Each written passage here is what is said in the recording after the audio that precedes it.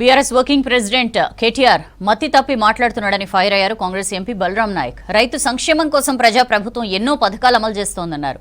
సన్నవడ్లకు bonus ఇస్తున్నామని, రైతు భరోసా అమలు చేస్తున్నామని చెప్పారు.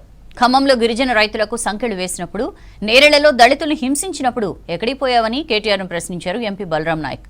సీఎం రేవంత్ రెడ్డిపై నోరు పారేసుకుంటే ఊరుకోబోమని హెచ్చరించారు. కేటీఆర్ గారు ఆయన గౌరవానికి ఎప్పుడో వదిలేశాం మేము.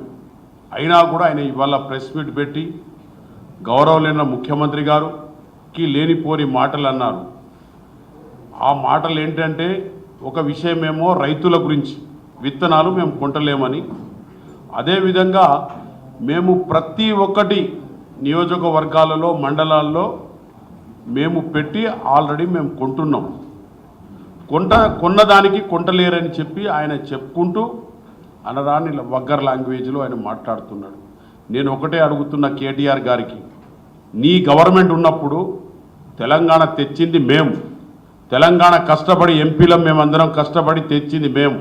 ఆ రోజుల్లో పార్లమెంట్లో వాళ్ళ తండ్రి గారు కానీ ఎవరు కూడా టీఆర్ఎస్ వాళ్ళు అక్కడ లేరు.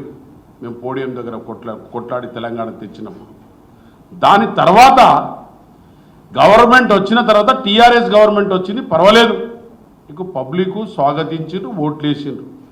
స్వాగతించినప్పుడు నువ్వు రైతుల పట్ల ఖమ్మంలో సంకేళ్ళు వేసుకొని తీసుకుపోయి జైల్లో వేసినావు. అది కూడా నా నియోజకవర్గమే, దోర్నకల్ మా నియోజకవర్గం. సంకేళ్ళు వేసి జైలుకు తీసుకుపోయారు. ఆ రోజు కేటీఆర్ ఎడిపోయాడండి. అదేవిధంగా కేటీఆర్ గారు సిరిసిల్లలో రైతులకు రాత్రంతా పోలీసులను కొట్టించి, లారీలు ఎక్కించి కొట్టించి వారికి జైలుకు పంపించిన రోజు కేటీఆర్ గారు సిరిసిల్ల వారి నియోజకవర్గంలో చేసిన రోజు ఎడిపోయిండు. ఇవాళ రైతులు చనిపోతున్నారు, రైతులను ఇబ్బంది పెడుతున్నారు. కొనుగోలు కేంద్రాలు లేవని మేము కొనుగోలు కేంద్రాలు ప్రతి చోట పెట్టినాం. వచ్చి చూసుకోమనండి, సర్వే చేసుకోమనండి. కానీ ఏది పడితే అది నోటికి వచ్చినట్టు మాట్లాడితే ఇది ధర్మత కాదు, ఇది ప్రజాస్వామ్యం.